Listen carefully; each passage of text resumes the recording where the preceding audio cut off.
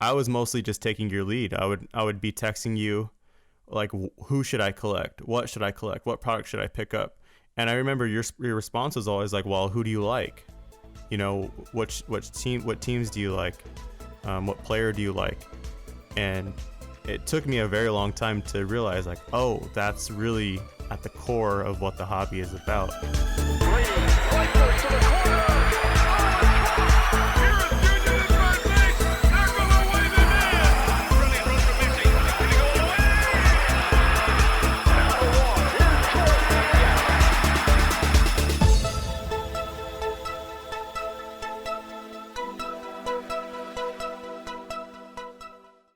Hey, how's it going, everyone? And thanks for tuning in to another episode of Wax Talk with Raw Mints. I'm Carlos. And I'm Bruce. And on today's episode, we're going to be talking to you about different ways to collect or invest within the hobby.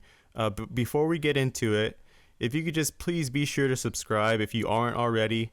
Rate and review, that really helps us out a lot. But most importantly, share this with someone you know. This really helps us get the word out and grow as much as possible. So again, thank you for listening. We really appreciate your time. So let's just get into it. Okay, yeah, so like Carlos said, the topic for today is different ways to collect and or invest. The first point to make on this is there is no wrong way to collect or invest. This is a hobby. We want people to be encouraged to collect what they like. Collect what you love. Yes, do it because you love the team, the player, whatever, etc. Going off of, again, we'll start with my personal preference, rookie cards. Rookie cards of what I've always collected. That's always been my preference. I come from a time when rookie cards weren't always the most popular thing. Now it seems like people are into rookie cards, rookie autos, etc. But this is in a time, in the early 90s when inserts were a new thing. Those were the pickup, right? Yeah, inserts were, you'd get an insert in a box or two inserts in a box or whatever, and you're just hoping that it's of a player you like. My thing, going back to... And what is an insert for people that may not know? An insert is a card outside of the regular base set. So every product that comes out, you have a base set. Now, obviously you have the base set, the parallels within the base set, and so on. But back then, you had the base set, you had maybe an insert or two, which is a smaller set on separate from the it's like a set within the set. Within the set. Well, not necessarily, because you also have a lot of high number sets back in the day. You have, the base, say we're talking Michael Jordan. You have a Michael Jordan base card, and then you might have a Michael Jordan higher number card, which is still in the same set, but it's considered an insert within the set, if that makes sense. So it's a number in the set, yeah, pretty much. Besides like that, card number 1 of 500, not serial numbered, but if a set is if the set for a product is 500 cards in the set, you're gonna have that Michael Jordan. Maybe that's Michael Jordan number 4, and then the insert's gonna be like the higher number usually, right? Correct, yeah. And then getting into actual inserts, then you have maybe, let's say, a 20 to 30 card insert set, which will have a name like, I don't know, inside, outside, or some random name for the set. But again, those were kind of fairly new things. I've been doing this a long time. I just always went more for rookie cards. That's one of my preferences, and I think more and more people are drawn to rookie cards. They see the value. It seems like you want, if you like a player, what's his rookie card? What's his rookie year? Most people go for that. Back in the day, you had, going way back in the day, vintage style, you have one rookie card, that's it. There's no other rookies. Up to nowadays, you have like 20 different products. That player has 20 different rookie cards. Exactly. So still more rookies to collect, which is fun. But that's one way that I've kind of enjoyed the hobby, is sticking towards rookie cards or a player. If you like a player enough, the cool thing to do back in the day was build a binder. Binders are still relatively affordable for the most part. You can pick up a binder, get some pages, load up on your favorite player, have a binder just for that player. That's also another way to collect. Binders are a great way to start collecting, just because you can kind of organize it the way you want, whether it be one player, multiple players of the same sport. An example is, you have... Or like chronologically in the set. 1, 2, card number 1, card number 2, card number 3, and so on. Yeah, I mean, you can complete actual sets of products and binders, or maybe you pick a player. For me, it was, Ken Griffey Jr. was one of them. So I started with 89. So the front page would be all 1989 rookie cards. And then the next page would be 1990 and so on up to later on down in the years. Binders are great ways for people that are trying to just get into collecting because they enjoy sports, especially if you're not looking into grading quite yet or value. If you just want the card just because, you want it for your PC, that's also cool as well. And PC is personal collection, yeah. That's one of the big hobby terms now is personal collection PC. But yeah, I mean, there's so many different ways to collect anymore. Or how you store your cards. Do you use top loaders? Do you use magnetics? Do you use card savers? But yeah, I mean, there's no wrong way to collect. I just feel like you have to kind of sit back and think, what is it that you're trying to do? Before we get into the whole investment part of it, collecting is what it's about. And I mean, Carlos, since you've started in the hobby, can you compare what you were originally going after compared to what you're going after now? For sure. So again, for people that don't know, I actually started collecting in the hobby at the very end of 2019, so December of 2019, until now. So I guess whenever I first started, I was mostly just taking your lead. I would be texting you, like, who should I collect? What should I collect? What product should I pick up? And I remember your response was always like, well, who do you like? What teams do you like? What player do you like? And it took me a very long time to realize, like, oh, that's really at the core of what the hobby is about, is collecting who you like, collect who you love. But at the beginning, again, for people that don't know, Bruce inspired me to join the hobby. My inspiration was, okay, like, this could be a kind of a side hustle, So at the time I was doing... and another thing that you definitely instilled in me when I first got into it was doing research, looking players up. How are they performing? What teams are they on? Are their teams performing? Are they healthy? Do you think that they have a shot? How did they play in college? Even though obviously that doesn't always pan out, especially in the NFL. So many quarterbacks and players just as soon as they hit the league, they tank. But like I said, you kind of just guided me to say, who do you like? And I listened. I definitely made some investments that I was like, you know what? No, I'm going to just collect this because at the time this player's hot or this player has had some hype around him. So I'm going to go all in. And that definitely didn't pan out for some players. But at the beginning, not to get too off track, I was picking up players like De'Aaron Fox, Devontae Graham, Jaren Jackson Jr. was one of the first people that I actually started picking up a lot of their raw cards. And again, when I first started, I was very new to it. You were definitely gracious enough to give me all of your knowledge that you could and answer all the texts that I had in the middle of the night because I was just addicted, man. Like, that's the one thing too about the hobby. Again, not to get too far off track, is like, it's so exciting when you first start. It's still exciting to me now.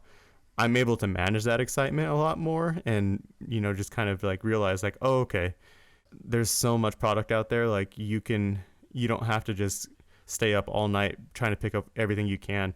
But again, the excitement really for me at the beginning was just picking stuff up because obviously you've been doing it your whole life. So you have a huge personal collection PC.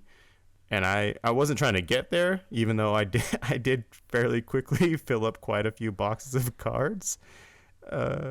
But that's how you learn. I mean, because you would hit me up at night and say, hey, and sometimes you wouldn't even hit me up. You would just say, hey, I just spent $48 on this card, and like, why, But again, for me, it was like rookie cards, man. Like, okay, you're going for Jaren Jackson. At the time, how much is a Prism rookie? How much is an Optic rookie?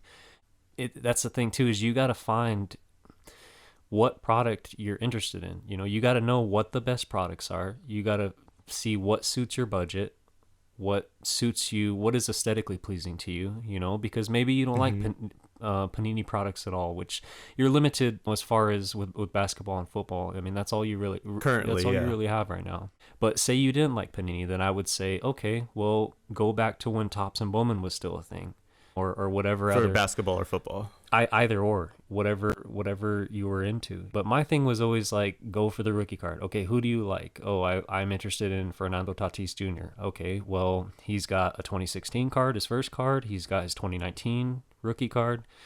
I'm always leaning more towards that. There's nothing wrong with picking up second or third year cards. We'll definitely get into that topic Right. at some point, because I feel like there is value in that potentially, and there is. It's been noted. There's a market for There that, is, for because sure. it's there in vintage. So as time goes on, more people won't be able to afford the rookie. They'll look into second or third. We're already seeing this now With modern with cards, modern with ultra cards, modern you know. cards. But again, everything is just so explosive at the moment. So you kind of just For have sure. to figure out what your budget is, and work with that.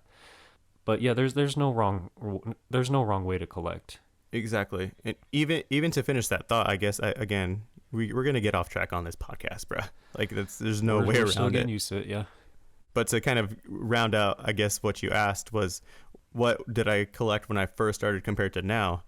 And just to kind of sum it all up in a few words, is when I first started collecting, I was chasing investments or players that I thought at the time would be investments, which, like, I think my ROI rate for cards is pretty damn high from that initial investment, dude. Like, I remember picking up, like I said, all of those rookies, and their markets changed. Yeah. You know, I know that there was a big boom, had a lot to do with it, but at the time I was picking up these players that I mentioned before for like $1-2 per card and getting them graded. Obviously, we know that's the biggest return, but in comparison to now, I'm picking up really who I like, who I enjoy, in all sports, really.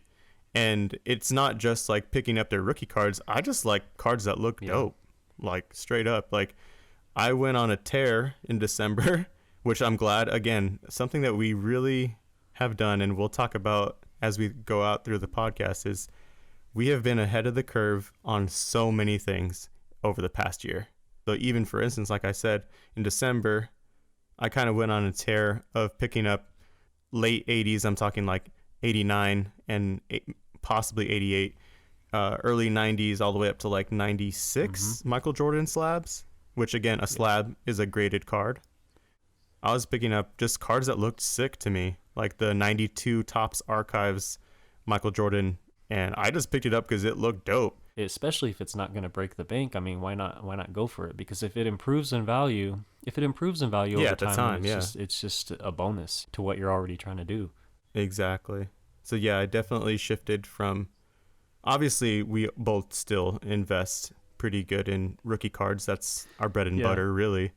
But as of late, I've been kind of reinvesting in stuff that I like and more rare stuff. And that's been my personal preferences. I've stuck with rookie cards, and because going back to, remembering when inserts were new, and we're talking like when serial numbered inserts came out in the 90s. I mean, we're talking about print runs of like 5,000, 10,000. That's absurd now. You're chasing more, the low number 101s to 10s to 25s or whatever. But that was a big deal back in the day, chasing, getting an insert per box, and it's numbered to 10,000, and you thought that was so cool. Which, if that's any indication of what the junk wax era was, which obviously we're going to get into that at some point. But yeah, compared to now, when, I mean, 1 of 10,000 is pretty much just just a regular card.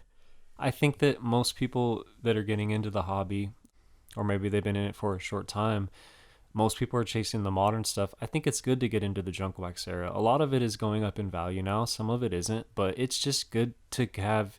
You'll be surprised how quickly you get this all around knowledge of all the products that have come out, the history of things, just by researching, looking at actual wax boxes. I mean, you can still find some fairly affordable 80s junk wax boxes just to open. Maybe there's some For now, collectors out there listening, or people trying to get into it. Maybe you were born in 1988 products. There's not a lot of huge hitters in those products, but It's more the nostalgia purposes. When I was picking up those Jordans, not to just talk too much more about it, when I was picking up those Jordans, I was picking up cards that I thought were dope from like 89 For all the sure. way to, like I said, 96. And the only year that I for sure made a point to get PSA 9s in all of the cards that I picked up was Yeah. 1990, which is my birth year. If it was a 91 like Fleer, I was fine with just an 8 just because I liked the card. But for sure, like the 1990 Skybox, the 1990 Hoops, 1990 Fleer, which is a dope card, one of my favorite Jordan cards that's non-rookie. I made sure to get PSA 9s just because that's the year I was born. So Yeah, and those have gone up another way too, to man. collect I mean, compared to what you bought them as and what they're at now, it's in a yeah. matter of like a month and Yeah, a it's half, it's dude. crazy. And that gets us more into collecting. Your main goal should be collecting the hobby, but there are a lot of different ways to invest depending on your budget. If you can't go out and buy, I don't know, a PSA 10 of a player that's $100, chances are you can take a gamble on trying to find a couple copies, maybe looking at in person. If you can find these cards in person at card shows, card shops, and take and see them, feel them, and actually get a better look at the condition, that's good. Raw copies. Look at the edges, the corners, the surface. Then you're paying a little bit less, and if you feel confident that it's a decent card, then you can pay the money, send it out. If it comes back a 9 or a 10, you've made your money that way without having to spend that $100. You spend a fraction of it just to take that Exactly. gamble. And that's another fun thing too. You can even pick up multiples, right? And roll the dice on a few. Like you're kind of increasing your odds, and who knows, they might all come back as PSA 10s, and you're just like, oh, now I Yeah, have three instead and of if you get wanting three just PSA one. 10s, well, then you get to keep one for your PC. You sell a couple, you made your money back on your investment, and then you move on to the next thing. Our thing is we want to constantly reinvest, whether it be sentimental value or monetary value. Reinvesting is key because your tastes change just like everything else in life. You're not always gonna be interested in the same product or the same player. As time goes on, you're gonna get more into other things, and that's completely normal as well. Or like maybe you're a Celtics fan, and that player goes to the Lakers, and you're just like, nah, dude, Yeah, I'm selling all you're of done. You're these dead to me. cards. Are you a Russell Wilson fan? You're selling all your stuff if he moves from the Seahawks. No, we don't know what's happening with that. But yeah, I mean that's just an example. Yeah, reinvesting, dude. I recently actually just did this. Like this is a very up to date example. I picked up, I think we mentioned before, being able to pick up sealed boxes of soccer at the time Hmm. for dirt Yeah. cheap compared to what it is now. I pulled a couple. I think I pulled those two 2018 Panini Donruss Optic Phil Foden Hmm. rookie cards, the rated rookie cards. I know I definitely pulled two that were pack fresh, and at the time, I mean, if we pulled it from a pack was what, like we got those packs for pretty much $6 a fat pack, Yeah. essentially. At the time, yeah, around there. Let's call it what, 20 cents a card, maybe 10 cents a card. Sure. So essentially, I got those two Foden cards for 20 cents. Let's call it $1. Who cares? Sent those off for grading. Spent what, $12 per card to get it graded. They gemmed, which means they got a PSA 10. That's the highest grade you can get with PSA, which is a grading company. They gemmed. I just sold both of them I sold one for 700 and the other one for 720. $720. That So is a major return on investment. so what, 25 bucks to 1400-ish dollars. Obviously you had to wait 6 months, but the first thing I did, what did I do? I found, I was like, you know what? His optics cards are pretty pricey, still raw. So my next best solution, which again, we'll talk about this on another episode with soccer, how it differs from the rest of the sports with stickers and cards, that stickers hold a really high value. In some cases, they hold higher value than their first card. So what I did is I reinvested in a stack of 2018 Phil Foden Panini FIFA 365 rookie cards, which are super sick. If you look those up, they're gold. They've kind of got like a shimmery, like texture effect on them. And I picked up a stack of those, and I got them for dirt cheap, And I'm just gonna send those in, and again, just reinvest, dude. That is another good point to reinvesting, because one, when you send these cards in for grading, especially something like stickers in soccer, is when you submit these cards and you get them back, you may have the only ones that exist that are actually graded. Exactly. And that's a cool way. It's just a fun way to invest, regardless of whatever grade you get. To add on to that, I looked up the population report on those 2018 Foden stickers. There's none in existence. There's no graded examples. There's literally zero as of today. So, one, you're creating something new in the market, which is exciting for the collector, but it gives other people an opportunity to see cards that they didn't even know existed. Because a lot of people are going for graded cards now, and that's cool. That's the move. But if you have the time and you have a little bit less of a budget, I mean, you can spend less and you can wait out the process. And when those cards come back for grading, you're gonna not only have some cool PC cards, but you're gonna have a nice little payday, just like Carlos said with the Foden Optics, which is those are really cool cards. I mean, we know how tough they are to grade. It seems like for whatever reason, soccer Chrome cards are on a different level. I mean, they're a little bit tougher to grade than some of the other products. centering, dude, always off. Well, I feel like that's optic in general. With optic, yeah, exactly. Optic centering is tough, but I mean, just the overall. Sometimes you remember with like Topps Chrome Soccer, it's just like the cards just naturally bend a little bit. Mm-hmm. It's just they're just made differently. Colored refractors look cooler. I mean, I don't know. That's just going off into our personal preference on that, but just you got to make moves. You got to act. If you have a gut feeling, There's no wrong way. Yeah, if you have a gut feeling about a player or a product, if it's not going to break the bank, jump on it while you can, because you may be the person that sparks that interest in that market. And to add to that too, do your research. Yep. Do your research. If you really like the player, maybe he grew up in the same hometown as you, maybe he plays for your favorite team. Who knows? Maybe he just wears your favorite number. Maybe you guys share the same name, like Giovanni Reina. My middle name is Reina. Yeah. He's a USA player, and that's dope. I picked up his kit. I picked up his Dortmund kit because of his name. So it doesn't matter why you collect, as long as you love what you're picking up. But if you are in this to make a return or to invest, dude, just do your research, right? Yeah, exactly. Yeah.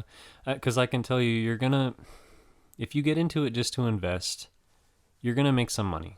It's very easy to make money in this, but the overall knowledge you'll gain in the hobby, it's not going to be there. You'll always be missing something if you're just worried about making the money. Mm-hmm. That's my opinion on it. Most people like sports, so it's just fitting that a lot of people that get into sports cards, it becomes more natural. But again, it really does take that research, learning from doing your eBay research. Another thing that people sleep on, which was kind of like the originator, is Beckett Price Guide. Most people don't Shout look out at Beckett Price Guides. Shout out Beckett Price Guides for Dust sure. them off, baby. Yeah, I mean they still make Beckett Price Guides, but no, everybody goes off of eBay comps, but you still go to card shows sometimes and you'll have that old head, that old school collector. What's the price on this card? He breaks out his Beckett magazine and he says, "Well, I can do this because it books this." Some people still think that way, and there's honestly nothing wrong with that at all. But if you're able to recognize that style of grading cards, that style of pricing cards, it's gonna fit with everything else that you're doing when you're doing your eBay research. It's good to have that overall knowledge. It's the fundamentals, man, of collecting, really. Yeah, and I come from a time when I didn't have that choice. I've been collecting before grading, but at the same time, Yeah, before the internet too, by the way. pretty much, yes, we're pretty old.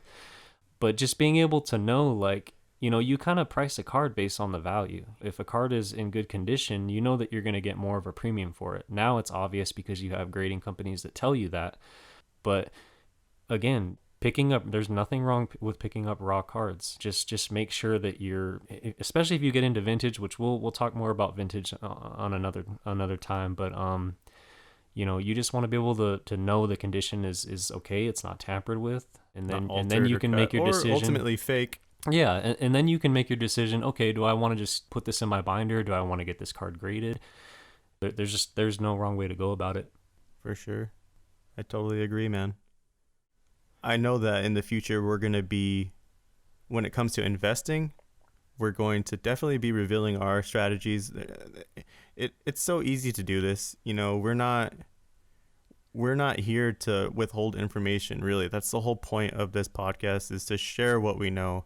We just want to let people know that there's options. There's a lot of different ways to do this as far as what you collect. We're naming some of our personal preferences, but there's so many different ways to collect or invest. I mean, it's the truth. Yeah, man. What would you say if you were to sum up collecting? Again, like I said, we'll talk about investing on later podcasts, but if you were to sum up collecting in a phrase, what does collecting mean to you? What would you have to say? To me, collecting is, for me, it's nostalgic. It's really going back to today. Like if I saw a Ken Griffey Jr. card that I didn't have, and it's $1 card, that card is going to mean so much to me. It's the simple things about collecting that can go a long way. Like I said, I mean, we do like making money from cards. I think everybody can say that they're interested in cards at this point because they want to make some money. But keeping something, just regardless of the price, whether it's $1, $100, $1,000, being able to just hold that card in your PC, that's what collecting is about. Whether it takes you back to your childhood, or the moment you picked it up too, or how you got it. Yeah, I mean, the stories that come along that way, you know what I mean, in a trade. That's cool about the shows. I mean, it's very limited right now with COVID. Everybody has to be careful and cautious, but it's just on a different level when you can have, a one-on-one interaction with somebody, and you have a card that they want and they have a card that you want. That's what it's about, you know what I mean? Trying to get these cards into people's hands because they really like that player or their team. Sharing the hobby, not just about how much money can I make off of this person. I completely agree. Is there anything else you think we should talk about? Is there anything else you want to talk about? No, I mean, hopefully, I hope that more people will reach out and give us their interests on things that they're interested in, whatever it may be. But like I said, I mean, for me, it's rookie cards. But get into a specific player, get into a specific team, get into a complete set of something. Build a binder, just explore your options that way, and don't jump in and just spend your paycheck or however. Don't that's we advise you not to. Unless do you that. got it like that, then knock yourself out. Yeah, if you got man. it like that, then I mean, by all means, drop a couple racks, that's fine, but just start less, spend the least amount that you can, and then see what you can do with that, because I guarantee you the more you get into the hobby, you'll start realizing what your value is. And say you get 100 cards and you only paid $100 for them, you paid a dollar a card, but these cards may grow in value. You may end up selling 3 of these cards eventually for $100, and then what do? You reinvest. Reinvest into that bigger card that you couldn't afford before. There's just no wrong way to do it. There really isn't, man. The barrier of entry for getting into the hobby, dude, do you have an internet connection? That's all you need. Yeah. Like you can, as long as you have an internet connection, you don't have to do anything besides check the mail. You know what I mean? Correct. Like it's such, and anybody could do it, and it's worldwide.